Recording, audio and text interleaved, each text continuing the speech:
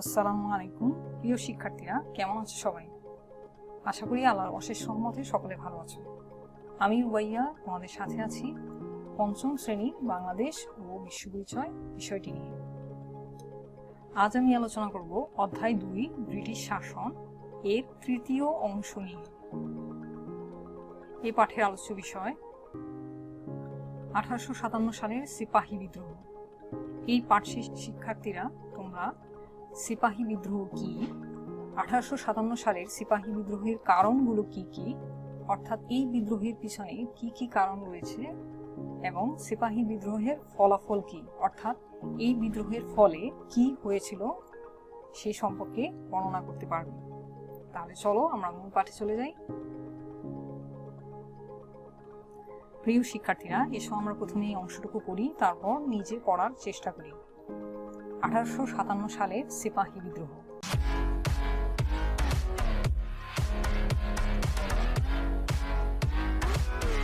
1800 শতকের শেষ ভাগ থেকে 19 শতক জুড়ে ইস্ট ইন্ডিয়া কোম্পানির বিরুদ্ধে অনেকবার বিদ্রোহ সংগঠিত হয়। এমনই একটি আন্দোলনে বিদ্রোহী নেতা তিতুমীর ইংরেজি বাহিনীকে প্রতিহত করার জন্য বারাসাতের কাছে নারকেলবাড়িয়া গ্রামে একটি বাঁশের কেল্লা নির্মাণ করেন। 1831 সালে ব্রিটিশদের বিরুদ্ধে এক যুদ্ধে তিতুমীর পরাজিত ও নিহত হন। 1857 সালের সিপাহী বিদ্রোহের গুরুত্ব অপরিসীম। পশ্চিমবাংলার ব্যারাকপুরে মঙ্গল পাণ্ডের নেতৃত্বে এই বিদ্রোহ শুরু হয়ে সারা ভারতে ছড়িয়ে পড়ে। তোমরা এখানে সিপাহী বিদ্রোহের কিছু কারণ দেখতে পাচ্ছ। এই কারণগুলো সম্পর্কেও আজ আমরা আলোচনা করব। শিক্ষার্থীরা, এখন আমরা পুরো বিষয়টি বোঝার চেষ্টা করি। বিদ্রোহী নেতা তিতুমীর 18 শতকের শেষ ভাগ থেকে 19 শতক জুড়ে ইস্ট ইন্ডিয়া কোম্পানির বিরুদ্ধে অনেকবার বিদ্রোহ সংগঠিত হয়। অর্থাৎ 1800 শতকের শেষ দিক থেকে 19 শতক জুড়ে ইস্ট ইন্ডিয়া কোম্পানির বিরুদ্ধে অনেকবার বিদ্রোহ সংগঠিত হয়। এমনই একটি আন্দোলন হলো ওয়াহাবি আন্দোলন। এটি মূলত একটি ধর্ম সংস্কারমূলক আন্দোলন। তখনকার সময়ে বাংলার মুসলমানদের মধ্যে যে ধর্মীয় কুসংস্কার ছিল, সেই ধর্মীয় কুসংস্কার দূর করে মুসলমানদের সঠিক পথ নির্দেশনা দেওয়াই ছিল এই আন্দোলনের মূল লক্ষ্য। তৎকালীন সময়ে বাংলার কৃষকরা জমিদার শ্রেণী, ইংরেজ এবং নীলকরদের দ্বারা নানাভাবে শোষণ ও নিপীড়নের শিকার হতে থাকে। পরবর্তীতে জমিদার, ইংরেজ ও নীলকরদের দ্বারা নির্যাতিত এই কৃষকরাই এই আন্দোলনে সাড়া দেয়। ফলে এই ধর্ম সংস্কারমূলক আন্দোলনই পরবর্তীতে ব্যাপক কৃষক আন্দোলনে রূপ নেয়। ফলে শাসক জমিদার ও ইংরেজরা কৃষকদের এই সংঘবদ্ধতা ও তিতুমীরের শক্তি বৃদ্ধি পেতে দেখে শঙ্কিত হয়ে ওঠে। এই আন্দোলনে বিদ্রোহী নেতা তিতুমীর ইংরেজ বাহিনীকে প্রতিহত করার জন্য 1831 সালে বারাসাতের কাছে নারকেলবাড়িয়া গ্রামে একটি বাঁশের কেল্লা নির্মাণ করেন। কিন্তু দুর্ভাগ্যবশত কৃষকদের এই সংঘবদ্ধতা ও তিতুমীরের শক্তি বৃদ্ধি পেলেও 1831 সালে ইংরেজদের সাথে এক যুদ্ধে তিতুমীর পরাজিত ও নিহত হন। এখন আমরা জেনে নেব সিপাহী বিদ্রোহ সম্পর্কে। তাহলে চলো আমরা জেনে নিই। মঙ্গল পাণ্ডে। শিক্ষার্থীরা, গত ক্লাসে তোমরা জেনেছ ইস্ট ইন্ডিয়া কোম্পানি দীর্ঘ 100 বছরের শোষণ ও পরাধীনতার গ্লানি পেরিয়ে অবশেষে 1857 সালে সিপাহীদের মধ্যে সর্বপ্রথম বিদ্রোহের আগুন জ্বলে ওঠে। 1857 সালের 29শে মার্চ সিপাহী বিদ্রোহের সূচনা করেন মঙ্গল পাণ্ডে নামে এক সিপাহী। তিনি মূলত সিপাহী বিদ্রোহের নেতৃত্ব দেন। এই বিদ্রোহ শুরু হয়েছিল পশ্চিম বাংলার ব্যারাকপুরে, যা পরবর্তীতে সারা ভারতে ছড়িয়ে পড়ে। অর্থাৎ এই বিদ্রোহের সূচনা করেছিলেন মঙ্গল পাণ্ডে নামে এক সিপাহী, এবং বিদ্রোহটি তিনি নেতৃত্ব দিয়েছিলেন। বিদ্রোহ শুরু হয়েছিল পশ্চিম বাংলার ব্যারাকপুরে, যা পরবর্তীতে সারা ভারতে ছড়িয়ে পড়ে। এই বিদ্রোহকে সিপাহী বিদ্রোহ কেন বলা হয়? কারণ সর্বপ্রথম সিপাহীরাই এই বিদ্রোহ শুরু করেছিল, এবং প্রথম বিদ্রোহের সূচনা করেছিলেন মঙ্গল পাণ্ডে। তিনি ছিলেন একজন সিপাহী, এবং পরবর্তীতে এই আন্দোলন সারা ভারতে ছড়িয়ে পড়ে, অর্থাৎ বাংলার সাধারণ মানুষের মধ্যে ছড়িয়ে পড়ে। ফলে এই বিদ্রোহকে শুধু সিপাহী বিদ্রোহ বলা হয় না, এই বিদ্রোহকে বলা হয় মহাবিদ্রোহ। তাহলে শিক্ষার্থীরা তোমরা এখন নিশ্চয়ই ভাবছো এই বিদ্রোহের কারণ কি। তাহলে চলো আমরা জেনে নিই।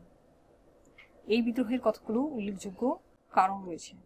প্রথম কারণ হলো সেনাবাহিনীতে সিপাহী পদে ভারতীয়দের সংখ্যাধিক্য ছিল। সেখানে 50,000 ব্রিটিশ এবং 3 লাখ ভারতীয় সিপাহী ছিল। ইস্ট ইন্ডিয়া কোম্পানির হয়ে যে ভারতীয় সৈন্যরা ছিল তারাই প্রথম বিদ্রোহ করে। ইস্ট ইন্ডিয়া কোম্পানি অর্থাৎ ইংরেজ সৈন্যদের সংখ্যা ভারতীয় সৈন্যদের তুলনায় অর্থাৎ সিপাহীদের তুলনায় কম ছিল। তোমরা নিশ্চয়ই দেখতে পাচ্ছ যেখানে ব্রিটিশ সৈন্য সংখ্যা ছিল 50,000, সেখানে ভারতীয় সৈন্য অর্থাৎ সিপাহী ছিল 3 লাখ। ভারতীয় ওই সংখ্যাগরিষ্ঠ সিপাহীরাই ইস্ট ইন্ডিয়া কোম্পানির শোষণ ও বঞ্চনার হাত থেকে পরিত্রাণের উদ্দেশ্যেই মূলত এই বিদ্রোহে উদ্বুদ্ধ হয়েছিল। সুতরাং ভারতীয় সিপাহীদের এই সংখ্যাগরিষ্ঠতা সিপাহী বিদ্রোহের একটি কারণ। দ্বিতীয় কারণটি হলো ভারতের বিভিন্ন এলাকার সৈন্যদের মধ্যে সামাজিক বিশৃঙ্খলা তৈরি হয়। কেন সামাজিক বিশৃঙ্খলা তৈরি হয়েছিল? কারণ ইংরেজ সৈন্য ও ভারতীয় সিপাহীদের মধ্যে পদবি বেতন ভাতার মধ্যে একটা বিরাট বৈষম্য ছিল। তাছাড়া তারা বিভিন্ন পদোন্নতি সুযোগ সুবিধা থেকেও বঞ্চিত ছিল, যার কারণে ভারতের বিভিন্ন এলাকার সৈন্যদের মধ্যে সামাজিক একটা বিশৃঙ্খলা তৈরি হয়েছিল। 1856 সালের পর ভারতের বাইরেও সৈন্যদের কাজ করার নির্দেশ দেওয়া হয়। তখনকার সময়ে ভারতীয়দের সমুদ্র যাত্রা প্রায় নিষিদ্ধ ছিল, অর্থাৎ সমুদ্র যাত্রা তাদের জাতিচ্যুত হওয়ার মতো একটা ব্যাপার ছিল। তাই ভারতীয়রা সমুদ্র যাত্রা করতে চাইতো না, কিন্তু ইংরেজরা ভারতীয় সিপাহীদের সমুদ্র যাত্রা করতে বাধ্য করেছিল, যার ফলশ্রুতিতে ভারতীয় সিপাহীরা ক্ষুব্ধ হয়েছিল এবং বিদ্রোহে উদ্বুদ্ধ হয়েছিল। কামান ও বন্দুকের কার্তুজ পিচ্ছিল করার জন্য গরু এবং শূকরের চর্বি ব্যবহারের গুজব নিয়ে ধর্মীয় অশান্তি তৈরি করা হয়। তখনকার সময়ে যুদ্ধ পরিচালনার জন্য এনফিল্ড নামক একটি নতুন রাইফেল অর্থাৎ বন্দুক ব্যবহারের প্রচলন ছিল। আর এই বন্দুক ব্যবহারের জন্য এই বন্দুকের যে গুলিটা ছিল, এই গুলিটা ব্যবহার করার জন্য তার খোলসটা দাঁত দিয়ে কাটতে হতো, দাঁত দিয়ে কেটে তারপর রাইফেলে ভরতে হতো। এই ব্যাপারটা নিয়ে পরবর্তীতে ধর্মীয় অশান্তি তৈরি হয়। কেন ধর্মীয় অশান্তি তৈরি হয়েছিল? কারণ এই বন্দুকের যে গুলিটা ছিল, এই গুলিটা ব্যবহার করার জন্য তার খোলসটা দাঁত দিয়ে কাটতে হতো। তো এই খোলসটি তৈরি করা হয়েছিল গরুর এবং শূকরের চর্বি দিয়ে। ভারতীয় উপমহাদেশে বাংলার যে হিন্দু মুসলমান সিপাহী ছিল, তাদের কাছে এই বিষয়টি ধর্মনাশের একটি ব্যাপার হয়ে উঠেছিল। তোমরা নিশ্চয়ই জানো যে হিন্দুদের কাছে গরু হচ্ছে দেবতা এবং মুসলমানদের জন্য শূকরের চর্বি হচ্ছে হারাম। তাই তৎকালীন সময়ে বাংলার হিন্দু মুসলমান সিপাহীদের মধ্যে এই গুলি ব্যবহার করলে ধর্মনাশ হতে পারে, এই গুজব চতুর্দিকে ছড়িয়ে পড়েছিল। ফলে এই ধর্মীয় অশান্তি পরবর্তীতে সিপাহীদের মধ্যে বিদ্রোহের সূচনা করেছিল। সৈন্যদের আন্দোলনকে সমর্থন জানানোর জন্য সাধারণ মানুষ প্রস্তুত ছিলেন। আমি ইতিমধ্যেই বলেছি যে সিপাহী বিদ্রোহে শুধুমাত্র সিপাহীরাই কিন্তু বিদ্রোহ করেনি, সিপাহীদেরকে সমর্থন জানানোর জন্য সাধারণ মানুষও প্রস্তুত ছিলেন। এই আন্দোলন দ্রুতই সৈন্যদের থেকে সাধারণ মানুষে ছড়িয়ে পড়ে। ব্রিটিশ সরকার কঠোর হাতে এই বিদ্রোহ দমন করে। এই বিদ্রোহে প্রায় 1 লক্ষ ভারতীয় মারা যায়। অর্থাৎ এই বিদ্রোহ সিপাহীদের থেকে সাধারণ মানুষে ছড়িয়ে পড়েছিল, কিন্তু ব্রিটিশ সরকার কঠোর হাতে এই বিদ্রোহ দমন করেছিলেন, কিন্তু তারপরও 1 লক্ষ ভারতীয় মারা যায়। পরবর্তীতে ভারতের শাসনভার ইস্ট ইন্ডিয়া কোম্পানির হাত থেকে মহারানী ভিক্টোরিয়ার হাতে চলে যায়। তোমরা নিশ্চয়ই ইতিমধ্যে দ্বিতীয় অংশে জেনে এসেছো যে সিপাহী বিদ্রোহের কারণেই কিন্তু ভারতের শাসনভার ইস্ট ইন্ডিয়া কোম্পানির হাত থেকে মহারানী ভিক্টোরিয়ার হাতে চলে যায়, অর্থাৎ ব্রিটিশ সরকারের হাতে চলে যায় এবং ইস্ট ইন্ডিয়া কোম্পানির শাসনের অবসান হয় এবং তিনি স্বাধীনভাবে ভারত শাসন করতে থাকেন। তাহলে শিক্ষার্থীরা তোমরা নিশ্চয়ই বুঝতে পারছো। এখন আমরা জেনে নেব পাঠ সম্পর্কিত কিছু প্রশ্ন। শিক্ষার্থীরা তোমরা 19 পৃষ্ঠায় দেখতে পাচ্ছ শিক্ষকের সহায়তায় 1857 সালে সিপাহী বিদ্রোহের কারণগুলো আলোচনা করো এবং প্রতিটি কারণ কেন গুরুত্বপূর্ণ ছিল। এখানে দেখতে পাচ্ছ গুরুত্ব অনুসারে সাজিয়ে লেখো। সিপাহী বিদ্রোহের কারণগুলো গুরুত্ব অনুসারে সাজিয়ে লিখবে। এবং সিপাহী বিদ্রোহের এখানে একটি স্মৃতিসৌধ দেখতে পাচ্ছ, বাহাদুর শাহ পার্ক।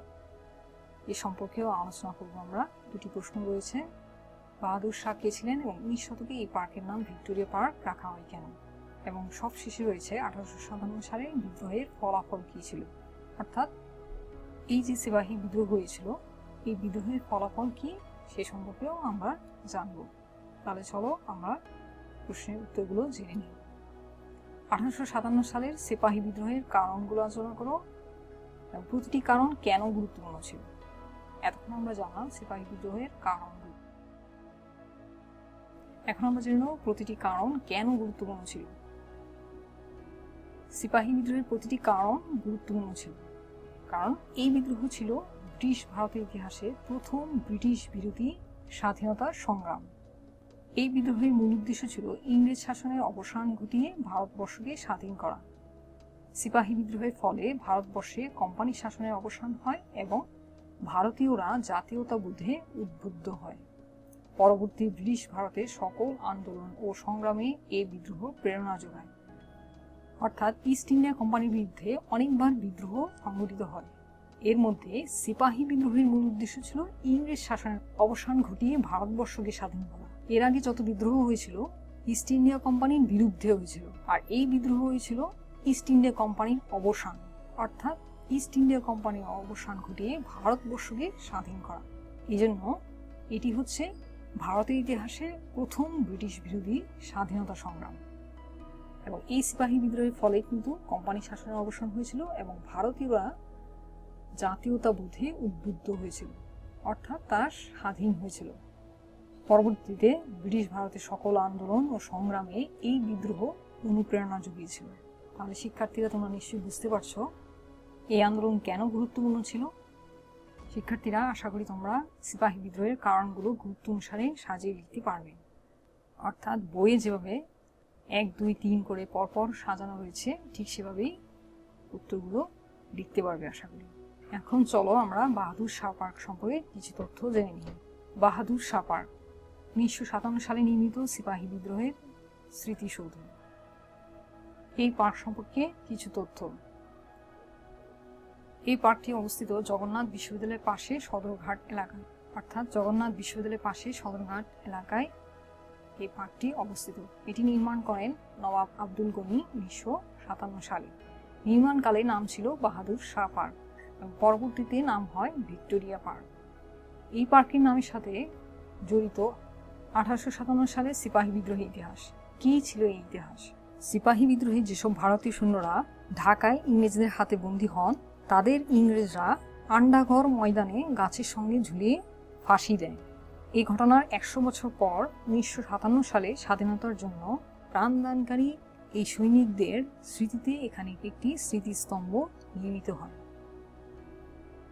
শিক্ষার্থীরা আমরা এখানে দুটি প্রশ্ন দেখেছি, একটি হচ্ছে বাহাদুর শাহ কে ছিলেন এবং এই পার্কের নাম ভিক্টোরিয়া পার্ক রাখা হয় কেন। চলো জেনে নিই বাহাদুর শাহ কে ছিলেন। ওনার প্রকৃত নাম ছিল বাহাদুর শাহ জাফর বা দ্বিতীয় বাহাদুর শাহ। মুঘল সাম্রাজ্যের শেষ সম্রাট ছিলেন। দিল্লি সিংহাসন আরোহণ করেন 1837 খ্রিস্টাব্দে এবং ক্ষমতাচ্যুত হন 1858 সালে ব্রিটিশ শাসক কর্তৃক। নির্বাসন ও মৃত্যু। বাহাদুর শাহ জাফরকে রেঙ্গুনে অর্থাৎ মায়ানমারে নির্বাসন দেওয়া হয় এবং সেখানেই তার মৃত্যু হয়।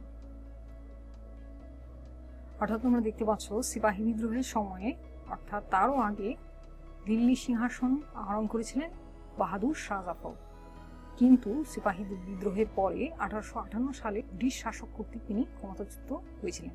কেন ক্ষমতাচ্যুত হয়েছিলেন? কারণ দ্বিতীয় বাহাদুর শাহ অর্থাৎ বাহাদুর শাহ জাফরকে সিপাহী বিদ্রোহের দায়ে অভিযুক্ত করা হয়েছিল। এই জন্য ওনাকে রেঙ্গুনে অর্থাৎ মায়ানমারে নির্বাসন দেওয়া হয়েছিল, অর্থাৎ বন্দী করা হয়েছিল এবং সেখানেই তিনি মৃত্যুবরণ করেছিলেন। এবং মুঘল সম্রাট বাহাদুর শাহ জাফরের নামে যে বাহাদুর শাহ পার্ক নির্মিত হয়েছিল সেই পার্কের নাম পরিবর্তন করে পরবর্তীতে ব্রিটিশ সরকার রানী ভিক্টোরিয়া নামে এই পার্কের নামকরণ করেন ভিক্টোরিয়া পার্ক। এই জন্য বাহাদুর শাহ পার্কের নাম পরবর্তীতে ভিক্টোরিয়া পার্ক নামকরণ করা হয়। শিক্ষার্থীরা এখন আমরা জেনে নেব 1857 সালে সিপাহী বিদ্রোহের ফলাফল কি, অর্থাৎ এই বিদ্রোহের ফলে কি হয়েছে। তোমরা নিশ্চয়ই জানো যে 1857 সালে সিপাহী বিদ্রোহের ফলাফল ছিল অত্যন্ত গুরুত্বপূর্ণ। ইংরেজরা সিপাহী বিদ্রোহ কঠোরভাবে দমন করলেও এই বিদ্রোহ কিন্তু প্রায় 1 লাখ ভারতীয় মারা যায়, এবং বিদ্রোহীরা পরাজিত হলেও এই বিদ্রোহের ফলে কিন্তু ভারতবর্ষে ইস্ট ইন্ডিয়া কোম্পানি শাসনের অবসান হয়েছিল এবং শুরু হয়েছিল ব্রিটিশ রানী ভিক্টোরিয়ার শাসন। মূলত এটি ছিল ব্রিটিশদের বিরুদ্ধে একটি সফল বিদ্রোহ। পরবর্তীতে সকল ব্রিটিশ বিরোধী আন্দোলনে এই সিপাহী বিদ্রোহ অনুপ্রেরণা দান করেছিল। অর্থাৎ সিপাহী বিদ্রোহ ছিল একটি সফল বিদ্রোহ, কারণ সিপাহী বিদ্রোহের মূল উদ্দেশ্য ছিল ইস্ট ইন্ডিয়া কোম্পানি শাসনের অবসান ঘটানো এবং ভারতবর্ষকে স্বাধীন করা। এই বিদ্রোহই পরবর্তীতে সকল ব্রিটিশ বিরোধী আন্দোলনে অনুপ্রেরণা জুগিয়েছিল। তাহলে শিক্ষার্থীরা আজ এই পর্যন্তই। এখন আমরা জেনে নেব কুইজ প্রশ্ন, দ্বিতীয় অধ্যায়ের তৃতীয় অংশ। কুইজ প্রশ্নে কি রয়েছে চলো আমরা জেনে নিই। এক কথায় উত্তর দাও। এখানে 5টি প্রশ্ন রয়েছে, প্রশ্নগুলো তোমরা ঝটপট পড়ে উত্তর দেওয়ার চেষ্টা করো। ওকে শিক্ষার্থীরা, এখন আমি উত্তরগুলো বলে দিচ্ছি। সিপাহী বিদ্রোহ কেন হয়? কোম্পানির নীতি ও শোষণের বিরুদ্ধে সিপাহী বিদ্রোহ হয়। তিতুমির কোথায় বাঁশের কেল্লা নির্মাণ করেছিলেন? তিতুমির বারাসাতের কাছে নারকেলবাড়িয়া গ্রামে বাঁশের কেল্লা নির্মাণ করেছিলেন। কোথায় এবং কার নেতৃত্বে সিপাহী বিদ্রোহ শুরু হয়? 3 নম্বর প্রশ্ন, এর উত্তর হচ্ছে পশ্চিম বাংলার ব্যারাকপুরে মঙ্গল পাণ্ডের নেতৃত্বে সিপাহী বিদ্রোহ শুরু হয়। 4 নম্বর প্রশ্ন, কত সালে বিদ্রোহ হয়? 1857 সালে সিপাহী বিদ্রোহ হয়। বাহাদুর শাহ পার্ক কোথায় অবস্থিত? 5 নম্বর প্রশ্ন, তোমরা নিশ্চয়ই উত্তর জানো। জগন্নাথ বিশ্ববিদ্যালয়ের পাশে ঢাকার সদরঘাট এলাকায়। শিক্ষার্থীরা, আশা করি তোমরা উত্তরগুলো পেয়েছো। যারা পারোনি আবার চেষ্টা করো। আর তোমাদের যদি কোনো বিষয় বুঝতে অসুবিধা হয় বা কোনো অংশ বুঝতে না পারো, তাহলে অবশ্যই কমেন্ট বক্সে লিখে জানাবে। আমি অবশ্যই প্রশ্নগুলোর উত্তর দেওয়ার চেষ্টা করব। এতক্ষণ পর্যন্ত মনোযোগ সহকারে ভিডিওটি দেখার জন্য তোমাদের অসংখ্য ধন্যবাদ। সকলে ভালো থাকবে। আল্লাহ হাফেজ।